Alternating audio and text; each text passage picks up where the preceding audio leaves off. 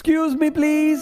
हमारे लिए आईएएस तैयारी नहीं थी सर, युद्ध था, युद्ध। 50-50 साल तक पूजा करते, कुछ नहीं मिलता। मेरे कमरे में 10-10, 20-20 लोग बैठे हैं और खेल चल रहा है, पार्टी चल रही है, अंडा करी बन रही है। 95% माँ बाप ऐसे ही स्वस्थ रहेंगे, उनका खून 10-20 लीटर बढ़ जाएगा। सिर्फ 2 लोग पूरी तरह से लगे।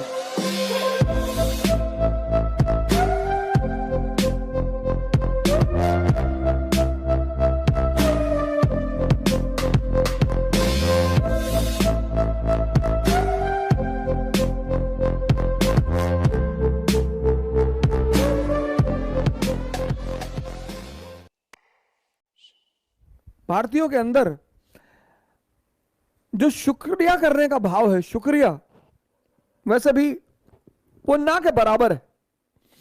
हम कुछ काम करते हैं शिष्टाचारवश, शिष्टाचार दिखाने के लिए, thank you, it's okay and sorry. लेकिन कुछ चीजों को हम बड़ा निग्लेक्ट करते हैं। जैसे कैब ड्राइवर आपको छोड़कर आया 10 किलोमीटर तक, उसको रेयरिटी ऑफ रेयर में कोई थैंक यू बोलता होगा सर, क्योंकि वहां कोई अप्रिशिएट करने वाला नहीं है। हम भारतीयों की एक बड़ी गंदी आदत है, हम उन कामों को ज्यादा करते हैं जहां पर अप्रिसिएशन मिलने की संभावना ज्यादा होती है।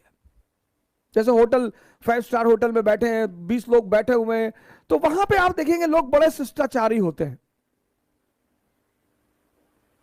Excuse me please, will you please bring up a glass of water for me?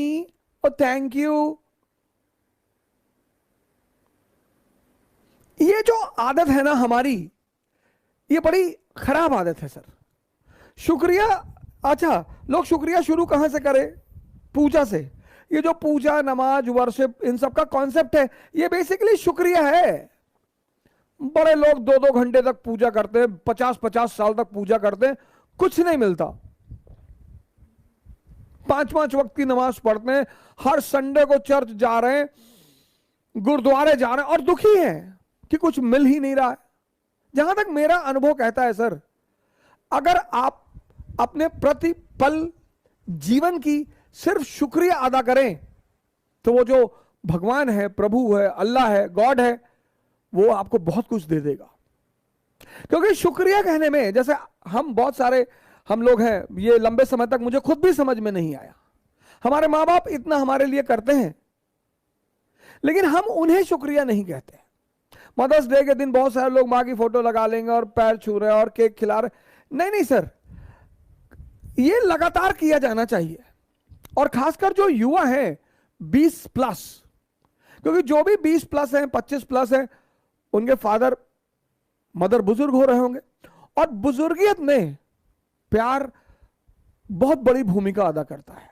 अगर बहुत सारे हमारे साथी अपने मां बाप का सिर्फ सम्मान करना शुरू कर दें, तो मैं आपसे बता रहा हूं गारंटी के साथ कि 95% मां बाप ऐसे ही स्वस्थ रहेंगे।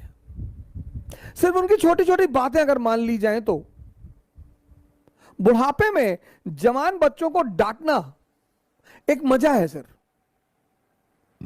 जैसे मान लीजिए आपके माँ बाप बुजुर्ग हैं और आप 50 लोगों के सामने खड़े हैं और आईएएस हैं, और आपके फादर निकाला है कि बदतमीज कहीं के, माचिस कहां रखे हो, और आपने हाथ लो लिया कि बाबूजी गलती है, पता नहीं माचिस, ये दूसरी माचिस ले लो। उनका खून 10-20 लीटर बढ़ जाएगा सर। बुजुर्गियत में माँ बाप का जो सबसे बड़ा आनंद है वो है आज्ञाकारी बच्चों का होना। 7 महीने रहे सर ऋषिकेश में, सिर्फ 2 लोग पूरी तरह से लगे रहे, एक मेरी पत्नी और एक मेरे पिता। मैंने अपने पिताजी से कहा मैं कुछ नहीं करूंगा, तुम्हारे लिए आईएएस तैयारी होगी, हमारे लिए तो युद्ध था, मिडिल क्लास, हम तो वैसे ही भिखमंगे हैं सर, हमें क्या खोना है दुनिया में। हमारे लिए आईएएस तैयारी नहीं थी सर, युद्ध था, युद्ध।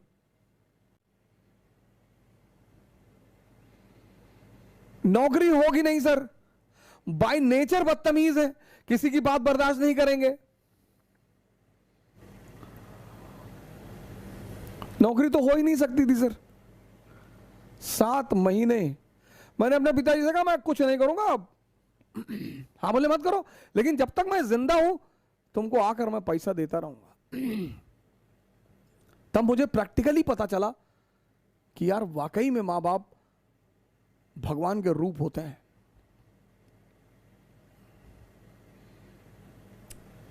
मेरे कमरे में 10-10, 20-20 लोग बैठे हैं और खेल चल रहा है, पार्टी चल रही है, अंडा करी बन रही है और मीटिंग हो रही है, सब गायब।